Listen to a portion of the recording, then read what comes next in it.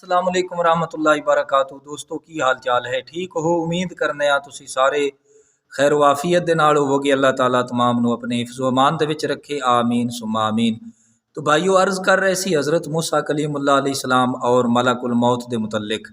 तो याद रखो जदों मलकुल मौत ने अर्ज़ किया ना कि अल्लाह ताला की तरफों बुलावा आया तो चलो, हज़रत मूसा कलीमुल्लाह अलैहिस्सलाम ने उसनू थप्पड़ मारा, तमाचा मारा, आपने चंड मारी।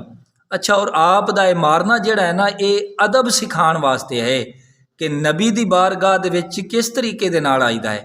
यानी इस तरीके दे नाल जिमें कोई बंदा नबी नू कहे कि चलो जी मस्जिद में चलो, या नबी नू कहे जी चलो चल के नमाज पढ़ो। नबी जिहड़ा हुंदा है ना, याद रख लवो, नबी हाकिम हुंदा है, नबी महकूम नहीं हुंदा।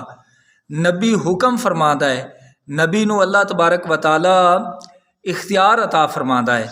तो नबी हर वक्त अल्लाह तबारक व तआला दा मुती हुंदा है, फरमा बरदार हुंदा है।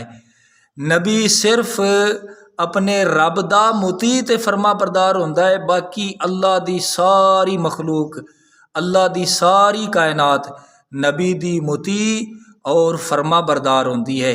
लिहाजा इस वास्ते अदब सिखाने वास्ते हज़रत मूसा कलीमुल्लाह अलैहिस्सलाम नू हज़रत मूसा कलीमुल्लाह अलैहिस्सलाम ने मलकुल मौत नू चंड मारी, ताकि इसनू नबी दी बारगाह दा अदब आ जाए, नबी दी बारगाह दा इसनू मकाम जिहड़ा है ना उसका पता चल जाए। अल्लाह दे हुजूर दुआ है अल्लाह ताला अमल दी तौफीक अता फरमाए।